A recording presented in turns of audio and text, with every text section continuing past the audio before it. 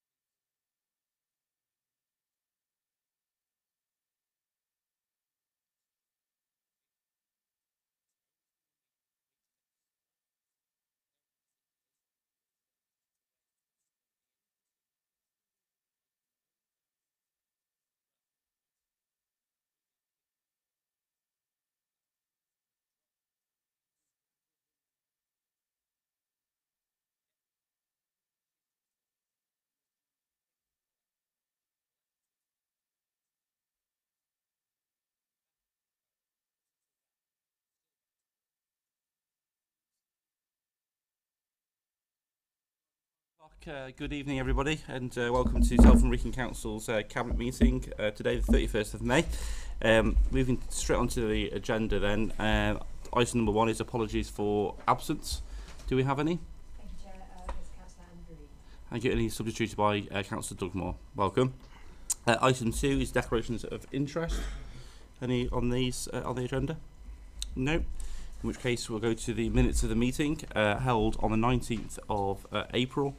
Do I have a mover for those? Those moved. I'll sign those in a moment. But introducing item 4, which is the Service and Financial Planning Report 2017-18 outturn and 2018-19 update, is Councillor Lee Carter. Thank you. Thank you, Leader. Before you've got the 2017-18 outturn report with a brief update contained within of the 2018-19 update. I'm pleased to report that the Council was within budget by £150,000. That represents a 0.1% of our net budget. That's despite the fact that we've had to save over the last few years £110 million worth of savings to date, with a further £30 million to find over the next 3 years. However, it must be said that because of the efforts of a fantastic team, not only in terms of financial management, but a whole team who deliver over 700 services to the people of Telford and Wrekin, we still maintain a strong position and a position of strength as a local authority. A position of strength from the point of view of being able to absorb one-off costs. Included in the report, you will see a 360,000 pressure in terms of our winter maintenance programme, but also a position of strength in terms of our continued performance as an authority. Still amongst the lowest in terms of our council tax across the Midlands. Still maintain a position as the fastest growing town in the Midlands, unique from the point of view of being one of the first in the region, if not the country, to sign a land deal which has created over 1,000 jobs and over £1 million worth of income a year to the council. Still continuing to receive great national recognition in terms of a number of areas, most recently our work on Job Box and tackling youth unemployment, and also our finance team for work on that land deal. There are some positives within the report.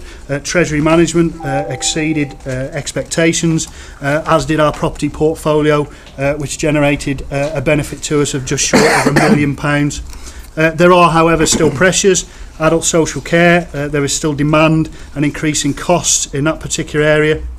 And safeguarding children, where there were £3.3 million worth of costs, mainly as a result of higher costs of placements.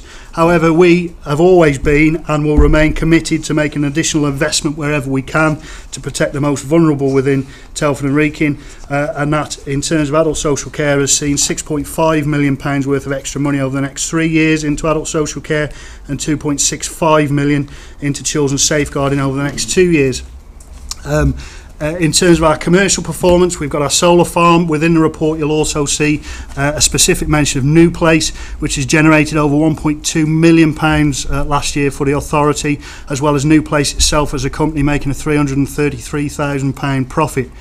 Commercial services generally continue to generate millions of pounds worth of income for the council, which help ultimately to protect frontline services. As a result of this good performance, we've been able to make a number of one-off investments. Those include £1 million extra into Pride schemes, which will improve every part of our borough, £600,000 into improving the safety of routes to schools right across the borough, a £350,000 provision for the inquiry into child sexual exploitation, £300,000 into adult social care, mainly to help us revise models for the reablement service, £300,000 additional for work to tackle capacity or increase capacity but review car parking spaces, particularly on new town estates across the borough, £200,000 to fund the cleaning and replacement of road signs, again borough-wide, £100,000 to reopen Southwater Library on Sundays, £100,000 for new or enhanced sport and events, not only to promote the borough but also to promote active lifestyles. That's a quick whiz through the report, Leader. Basically, what it demonstrates is disciplined financial control, creativity to meet the challenges put upon us by a Conservative government who are still intent on cutting money from our budgets and still intent on a course of austerity, but most importantly, strength in our desire to continue to invest in our borough and our communities right across the borough. Most often, that investment continues to be made in the face of Conservative opposition. We won't bow to that. We'll continue to invest in Telford and Wrekin. I'd like to thank the officers. This has been an absolutely sterling performance of last year in the most difficult of circumstances. I'd like to move items 2.1, 2, 3 and 4.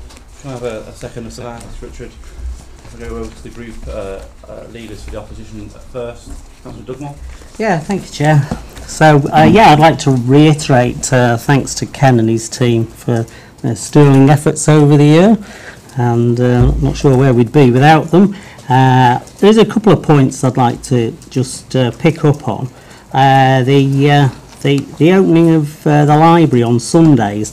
Most local authorities actually don't have their libraries open on Sundays, and while that sounds good, I think it's a bit of a kick in the teeth for those communities who've lost their libraries or are having to pay twice for them, once through council tax, once through their parish or town council precept. The thing is that surely it would be better to put that money into extending the opening hours of the libraries that are in the communities to give a better service. But, sort of obviously you disagree.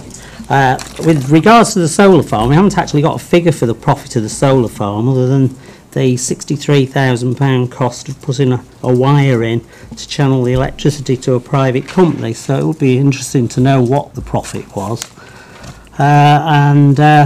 Finally, on page 39, I'm a bit confused about there's a mention of Sturchley Primary School kitchen refurbishment, which 16-17, but the school was closed in 2010 and bulldozed in 2011. So, sort of just wondering why that's actually in the report, because it doesn't make sense to me. Bill?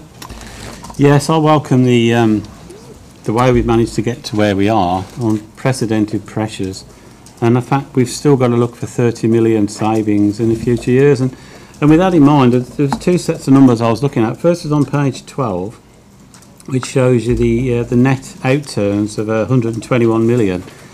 And I think sometimes looking at numbers in context is quite harrowing, actually, because when you look at the net outturn of 121 million for last year, and you think, well, we've got to save 30 off that. Now, we know that with adult social care, because of demography, in terms of there's a growing population of people that require adult social care, on top of which, and I welcome minimum pay and additional pay, and most care packages for elderly people is people, it's neighbours, so inevitably the cost per package, I know that's the way you often term it all, that you get for an elderly person, that's been rising and rising steadily and probably will carry on rising as minimum pay carries on increasing over the next year. So that's a real concern, because that figure, we can try and make savings, but it's inevitably, I think, going to grow. I think everybody around this floor, and I know Andrew would have agreed with adult social care, we should protect that, you can't do anything else but.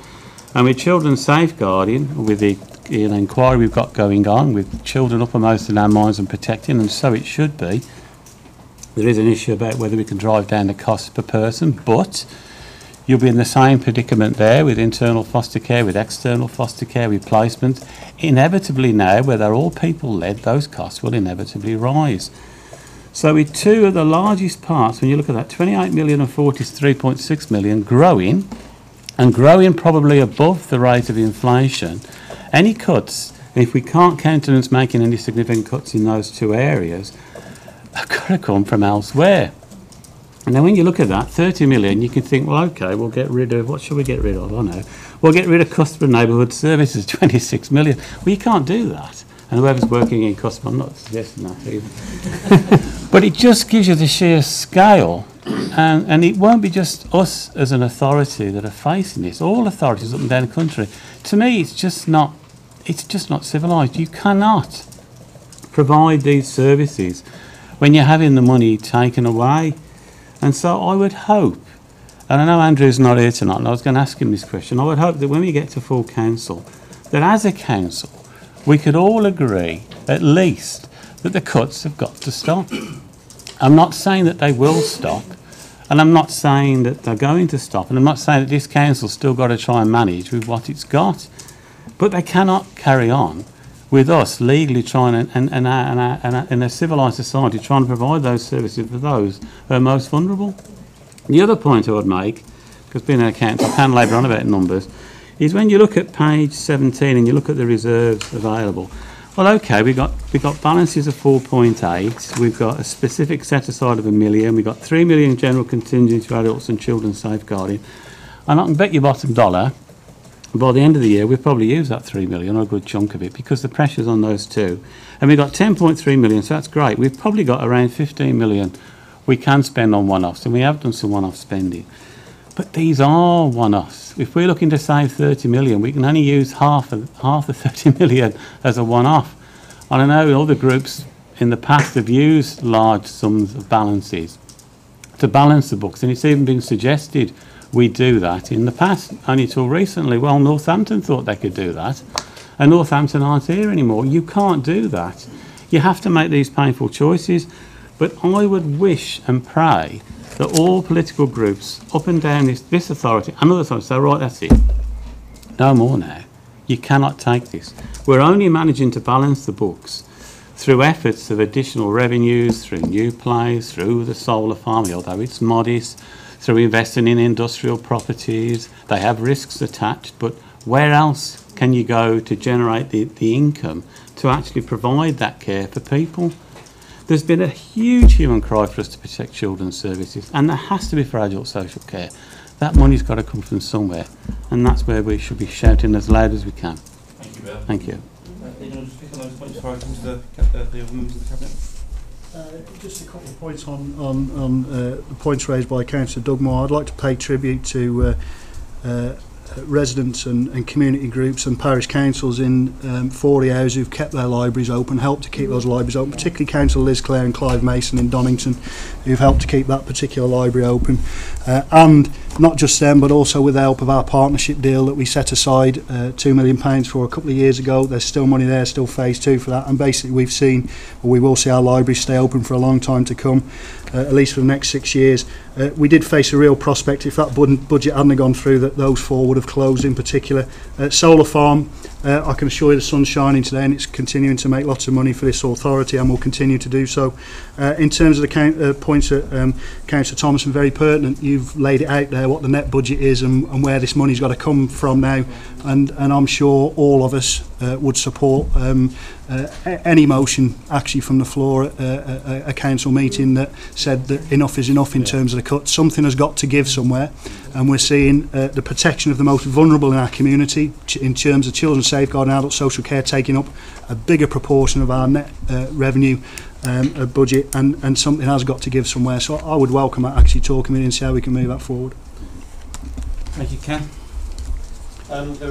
Just one point on the Section 106 agreements, which is page 39.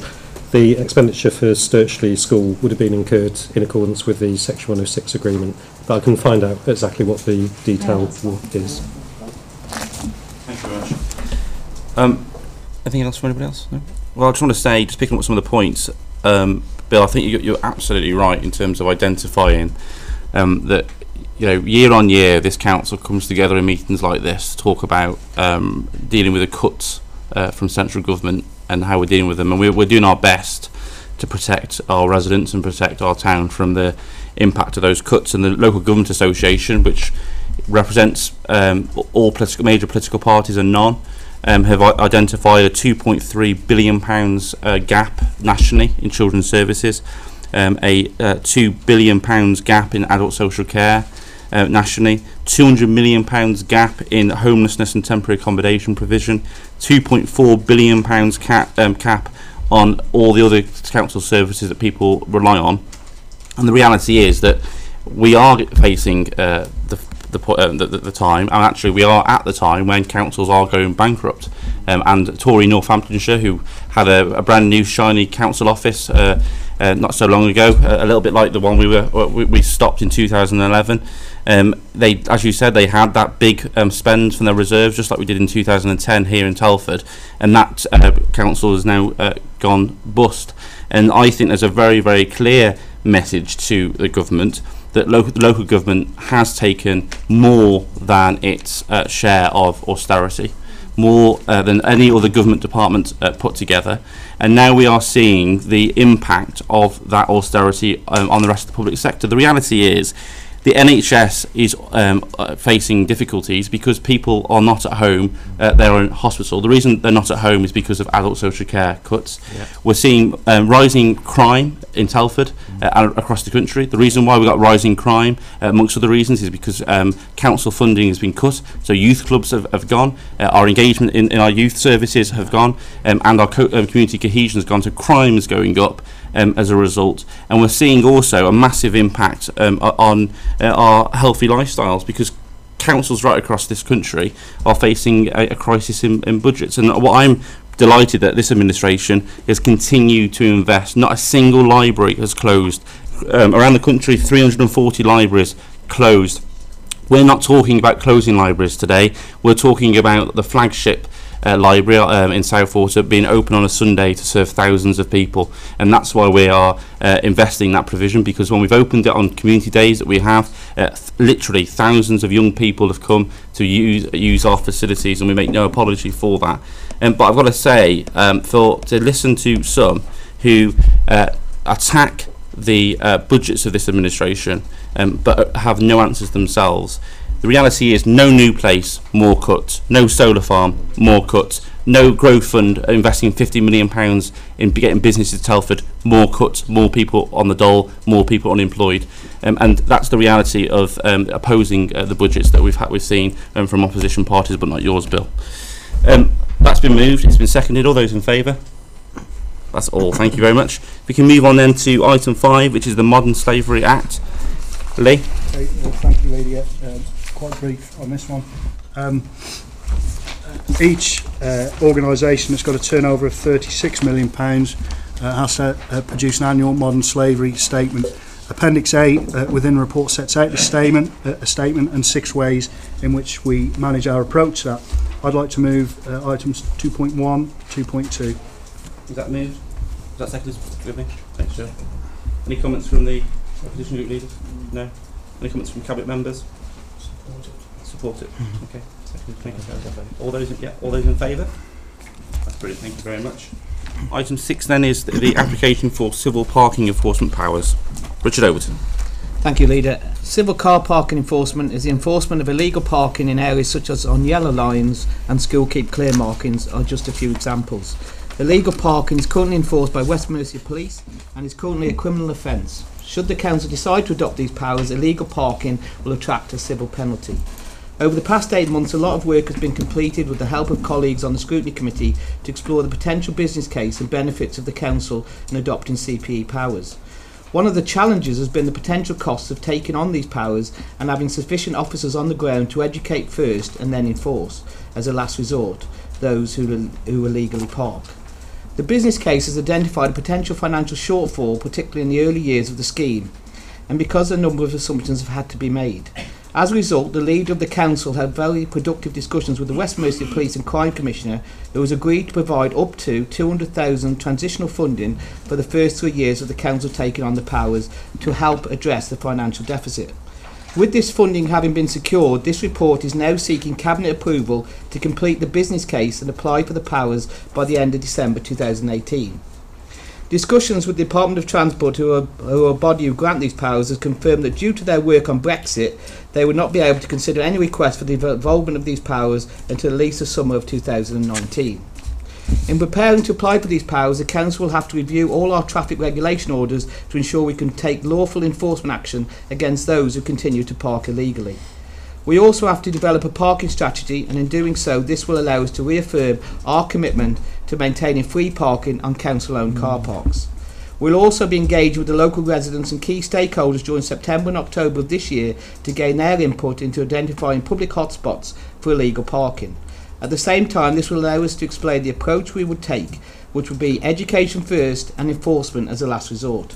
We don't want to be one of those councils who are chasing an income target and issuing parking fines for minor offences. That's not what we want Telford and Wrekin, but what we want to do is tackle those people who put others at risk by parking illegally, particularly outside of our schools and on double yellow lines.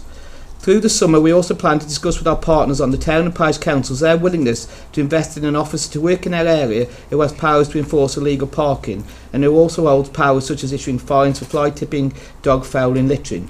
In doing so, this would help sustain the model following the PCC's transitional funding coming to an end. I want to reassure Cabinet this is not a money-making scheme. If we were to be in a position where we have issued more parking fines than expected, then any additional monies has to be spent on highway-related improvements, such as improving safer routes to school, improving off-street parking and helping to maintain free car parking on council-owned car parks. The report builds on the ongoing link with scrutiny and development of the business case prior to the application being made at the end of the year. I hope Cabinet will see the benefits of the Council adopting these powers. The Council is contacted by local residents on many occasions wanting us to tackle illegal parking in their locality, and this leads to some frustrations when we say we can't take action as we don't have the powers. I also believe that local residents appreciate that the police have greater priorities in tackling more serious crime than parking enforcement and will be supportive of the Council adopting these powers. I therefore move recommendations 2.1 to 2.5 for Cabinet approval. Thank you. Is that seconded? Thank you, Paul. Any comments? No? Yeah. Sorry, I thought you were saying that. Sorry. Yeah, thank you, Chair. Well, I mean, obviously, we welcome this report because the sooner we can get these powers, the better. I mean, there is a slight rewriting of history because it wasn't on the council agenda until it was a subject of a motion at full council, and then it was presented to scrutiny committee by councillors Carter and Lowry. So we're glad that this administration's taking it up for us. I mean, the only comments to be made really is a 1.8 where it does say that CPE must be self-financing, and seemed to be a bit of confusion when we were speaking to the officer whether or not it was supposed to be self-financing or whether it wasn't. So if we could have that clarified, that would be really good. Because obviously it's fundamental to the whole project as to whether or not there's going to be liability on the council, and obviously if there's a shortfall of funding, where's that funding going to come from? Thank you, Bill. Yeah, it's sad in some ways that the police can't carry on this role, which they used to do, but because of cutbacks and they haven't got CSOs as many as they haven't got police officers to actually go and do this job because of the cutbacks they've had. So we're having to consider that because of that. But it is necessary because you see blatant, people know now there isn't any enforcement on double yellow lines, or very little, even when they call in real nuisances. So people do need, where it's a real issue, those hotspots really need targeting now, and as soon as we can get this in, the better. Thank you, Richard. Yeah, well, I think, Nigel does make a good point. I mean, yes, the full council asked scrutiny to look at this, but the financial implications it would have cost this authority to start in the early years of implementing it, we wouldn't have been able to do it. If it hadn't been for the leader in his negotiations with the Police and Crime Commission to get that transitional funding, then we probably wouldn't have this report here today. So, you can write a history, you can say we're writing history, we're actually not. We're actually going forward thanks to the leader's intervention in this, because we do have lots of communities saying that there is trouble with parking, especially outside schools, especially in new town estates, and what we're trying to do is make it financially sustainable for the future. That's why we want to work with our partners at parish and town councils to help fund this further, and look at environmental wardens who will carry on not just the enforcement of illegal car parking, because as we said, this isn't a money making scheme, but other things that we have done through the enforcement agenda of dog fouling, of fly tipping, other things which do make a nuisance in our communities. So, there is some reasoning why we want to do this. And as we said, if it does start to make a profit, this will be invested in our highways network through safe routes to school, through maintenance of our car parking, and the expansion of more car parking spaces in our communities. So it's a good report. It's and as Bill says, we would like the police to do it. They can't do it. They face cuts as well. This is the problem with this government. They keep making cuts to public sectors, and when they can't pick up the slack, someone's got to do it. Well, unfortunately, and thanks to the Police and Crime Commission, thanks to the leader of the council, we've got the funding, the transitional funding in place, and that's why we're moving forward with this. Thank you. I'd like to just pick up on Richard's point around the Police and Crime Commission. The Police and Crime Commissioner is a Conservative Police and Crime Commissioner. You don't hear every day a Labour councillor in Telford Wrekin praise the Conservative Police and Crime Commissioner. For other reasons, I don't hear Conservative councillors praise the Police and Crime Commissioner very often either, but that's a different topic. But John and I have worked really closely on this. The reality is there's 345 less police officers in West Mercia, 345 less police officers on our beat, and they are stretched. They're stretched right across West Mercia, they're stretched across Telford Wrekin. And I think there's a recognition from the administration that as a result of less police officers on our beat, then things like car parking enforcement is not going to be high on the list of priorities for our police officers who are dealing with rising crime in Telford Wrekin and rising crime across the West Mercia area. One of the things I was very keen to point out to John Campion, however, was that there are going to be initial set-up costs to this scheme, and he had to, as the Police and Crime Commissioner, contribute to those set-up costs. And anybody who knows anything about setting a business up, and this is like a micro business, the set-up costs are high in the first 3 years, so his grant will help us do that set-up costs. we've had some really positive conversations with parish and town councils about an enforcement officer, not just picking up, as Richard said, the civil parking enforcement, but also other issues around that. But we will not do what Shropshire Council's done, which is to hive off this responsibility to a private contractor who then has targets to meet, who then sit outside schools and wait to see parents drop their children off and then go and ticket them, or ticket parents outside sports days, for example. That isn't going to be our approach. We'll have an in-house team responsible to the council structure, taking an education first approach to these issues, and then we will enforce against those repeat offenders. I think Richard is right as well, that Nigel's right to identify that there was a motion that came to council, but that motion was silent on how you paid for civil parking enforcement. That motion did not say a word about how you pay for it, and it didn't mandate this council to go and speak to the Police and Crime Commission to secure that £200,000. So if it wasn't for this administration, this £200,000 would not have been secured, and John Campion has been pretty clear in confirming that. Angie, anything from you? No, I think you've covered it, thank you. Okay. Does it have to, Sorry, Nigel. So it must be self-financing then, is that correct? The civil parking enforcement in the first 3 years will be self-financing through the grant that we've secured from the Police and Crime Commissioner. But does it have to be? Because it says must be self-financing and cannot place a financial burden on the council. Yeah, on 1.8 the wording does say must, and in an ideal world, yes, it should be self-financing, but the law doesn't require it to be, so we should say should be. Yes.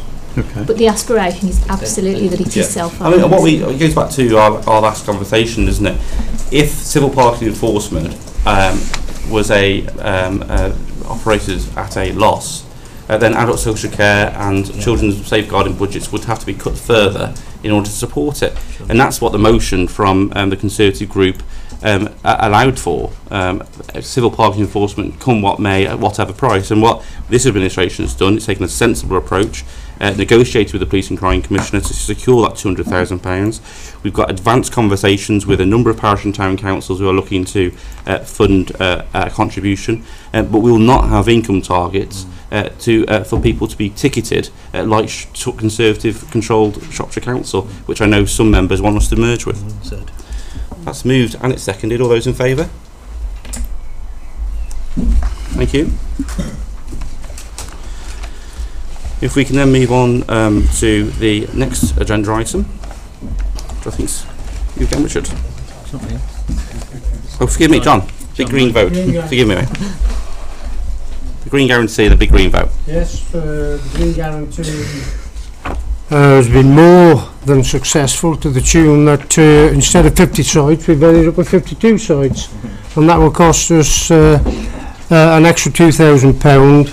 We're investing £1,000 per site, and what we need to do now, the list of the 52 sites are now printed across the borough, and we all that we need to do now, well, Mark and his team need to do, is to actually take in the community's wishes with regards to how these green sites that are protected from planning applications are developed, whether they're developed with bat boxes, bird boxes, or the general scenario of seats and picnic tables and whatever. But it will be a place where people will be able to go and relax and enjoy the green area and get away from the pressures of the events of the day, like cabinet.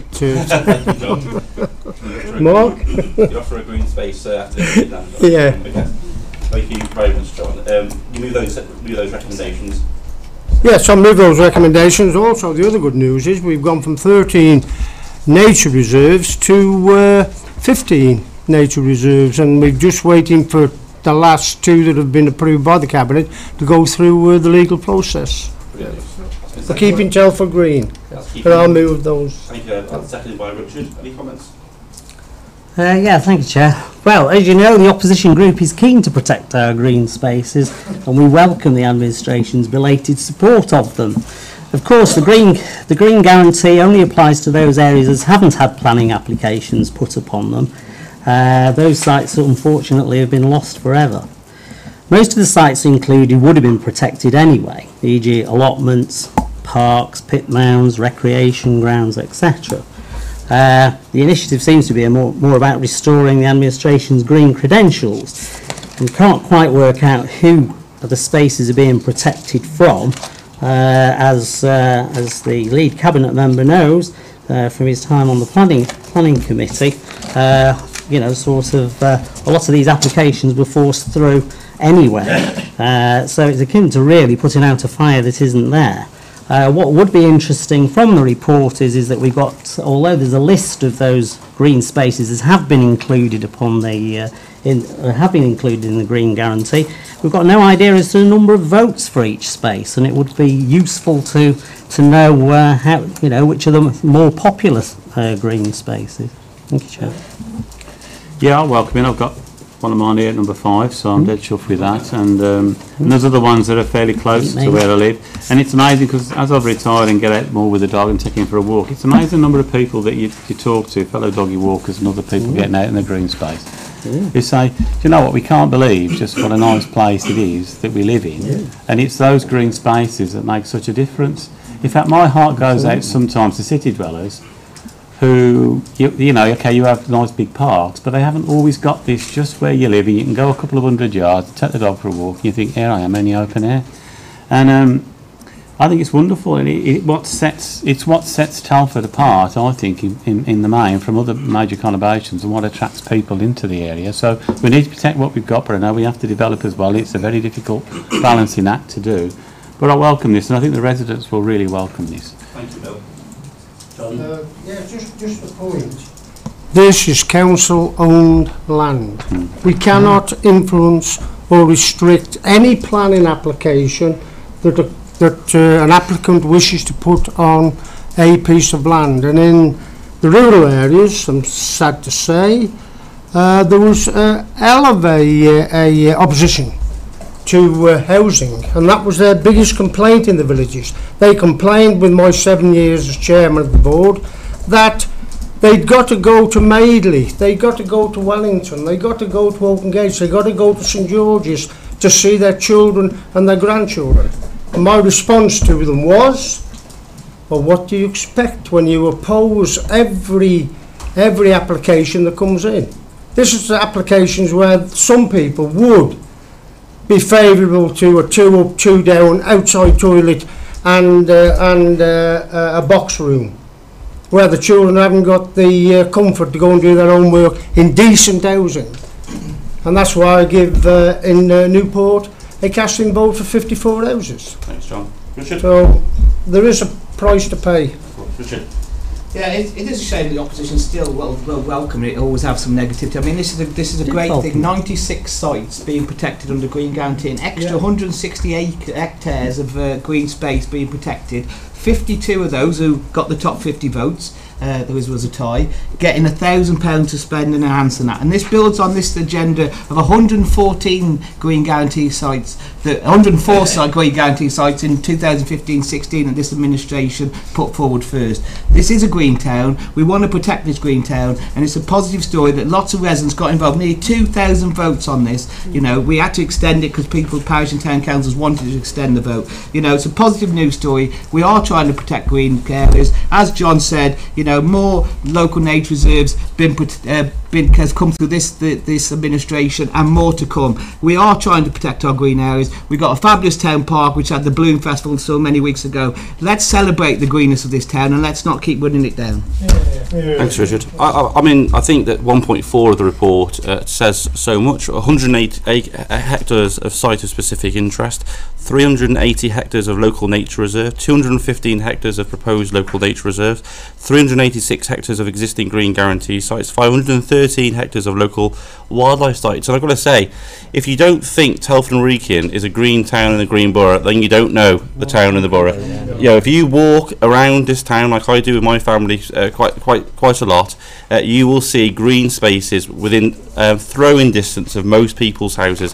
And I'll tell you something as well, the hypocrisy of some who live in houses that have been built on fields relatively recently. I've had £1 for every time somebody had a go about in the council chamber had a go about housing, but only themselves live in houses that were built on green fields some time ago. I'd be quite a millionaire. Yeah. And I also don't take any lectures from the Conservatives, who in neighbouring Shropshire, and as I said before, some of them, some Conservatives here want us to merge with Shropshire Council, are talking about building on the green belt. Yeah.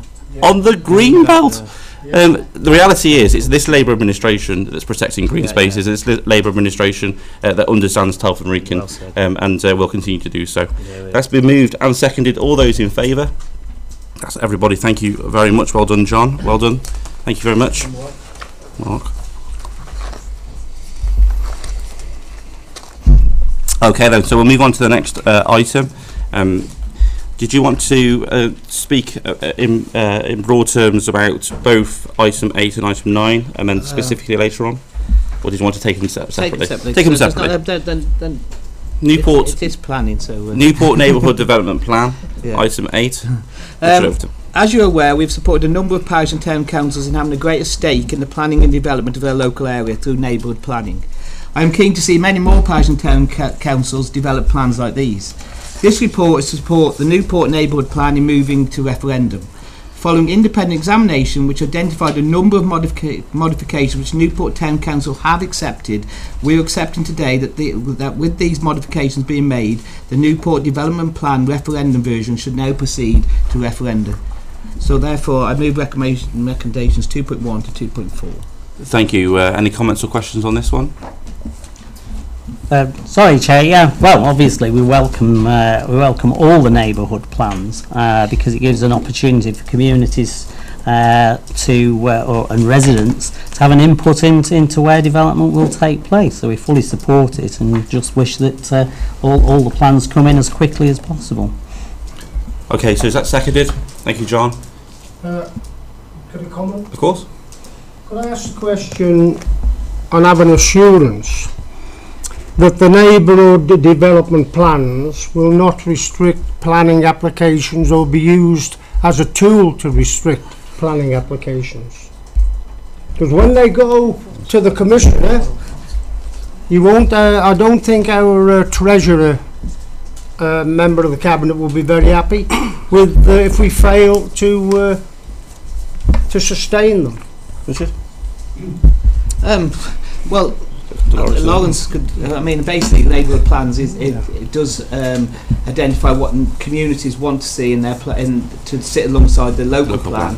Yeah. But you know, parish and town councils and communities can put forward things, but when they go to the inspector, as he has in this recommendation, has modified the plan because they didn't feel that some of the things being put forward were correct. Is that right?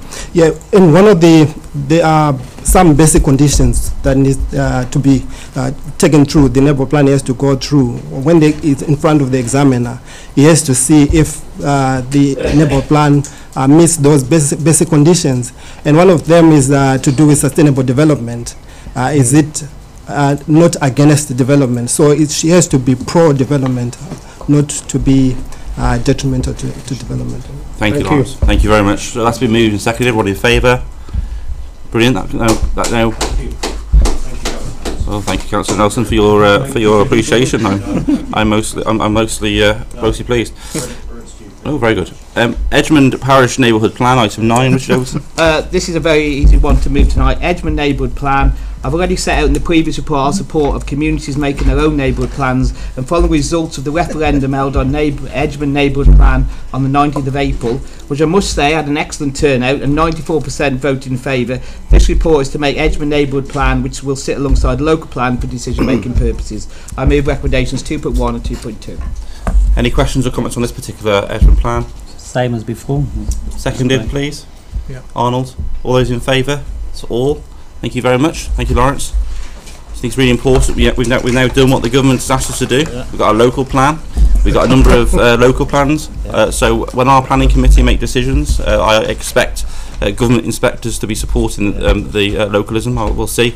It hasn't quite worked like that in other areas of the region, as Solihull Council will tell you. But anyway, item 10, our last item of agenda, Superfast Telford Broadband Programme. Councillor Hilda Rose. Welcome back to the Cabinet, Hilda. Can I read it online? Yeah. Well, it gives me pleasure actually to do this report because it's a good news one. Indeed. So to start off. Yes, the programme that was signed in March in 2015. A 5.6 million programme, part of the national BDUK framework, and contracts were signed then. Programme set to deliver 9,300 homes and businesses with a new fibre network. With this delivery, the programme has exceeded 98 target for superfast coverage. This is ahead of the 95 national target, and neighbouring counties, Shropshire 83.4, Staffordshire 94.7. We also anticipate 99% of the borough having access to the fibre network, providing speed of 15 megabits. This is above the government's recent commitment of the Universal Service Obligation, USO, the 10 megabits.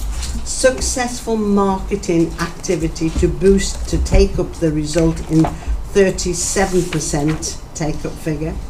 We estimate between 475k and 850k return from the contract for reinvestment if this is maintained. Whilst the employment of fibre comes to an end, we are still committed to getting quality broadband as to many as possible.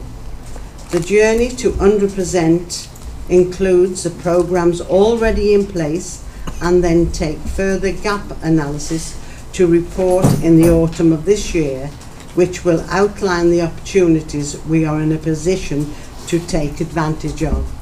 So it gives me pleasure to move the recommendation. Thank you, Councillor Hilda Rose. Seconded? Second. Thank you very much, Hilda. Any questions or comments on this one? Yeah, thank you, Chair. Well, welcome, Hilda, our lead silver surfer. I mean, this really is good news because it's essential that everybody gets connected to broadband. I mean, is there any? I would like to know if there's any timescale as to when the other 2% is actually going to be connected. And certainly, I don't think anybody would disagree with this particular initiative, and we just hope it's completed as quickly as possible. Bill? Yes, I really welcome this, and I know it's not completely to do with this report, it's sort of an ally to it really, so I'll make this one. Are you going to be liberal, Bill? Thank you, very liberal, thank you very much, yes. And that's obviously mobile phone coverage, and we all hated, how many of us protested against mobile phone masts going up? Yeah. And yet we all moan now when we go into rural areas, or even what you think of as urban areas, and you're having to perform these peculiar acts of hanging out your window, trying to get your phone working. So, if we, yes, not while I'm driving, no, but it would, as well as this, it is important actually, mobile phone coverage actually. I know I saw a government report on this, it is bad. After all these years of having a mobile phone, I'm the least techie in our family, even the Labrador's better than me. But we really do need that as well. So I really welcome this, but if you're going to make sure that rural areas are viable, they've got to have mobile phone coverage as well. Thank you. I think in respect of the missing 2%, I think you're right to identify it. Nigel, I'm on public record of saying that it's my ambition to be the first superfast borough, 100%. I think the reality is that the government need to be serious about this agenda. We are already ahead of most local areas. We're ahead of every local authority within our LEP, for instance, and we're ahead of most local authorities in our combined authority area for superfast broadband. When we conclude this programme, which is going to be very soon, we'll have that 2%. We're going to have a report coming to Council, I think in the autumn, Claire, is that right? Yeah. Talking about the gap of 2%. The reality is, Nigel, that in a consumer world, there will be people within that 2% who just don't want to be connected to the internet at those speeds. So it needs to be about those 2% of people of which who want to be connected to those speeds. But I think what really gets me, and I think this is a fantastic programme, right? But what really gets me is at a time when you see BT making billions of pounds of profits across a spending round, you have to rely on the local enterprise partnership and Telford Wrekin Council to pay them for the privilege of them putting their infrastructure in so that they can make money going forward. And I just think there's a strange type of system where the market is being propped up by the public sector in this way. And it's a sign of market failure, but it's also a failure of capitalism, and it's also a failure, I think, of the government's ability to hold big corporates to account. And I think it's really important that the government take that agenda forward. Anyway, that's been moved and seconded. I shall stop with my diatribe. Oh, Hilda, sorry. Thank Claire for all her dedicated work on this. Absolutely, Claire's done a fantastic job with the team. And I'd also want to just refer members and residents who are watching this. In the report, Appendix 1, there's a number of case studies, and you know there's some fantastic businesses, museums and residents that have benefited from this programme already. And I know that Angela McClements, your predecessor, did a huge amount of work, and before her Charles Smith as well, so it's been a team effort. So that's been moved, it's been seconded. All those in favour? That's all. That's brilliant, and I'll call the meeting to an end at this time. Thank you.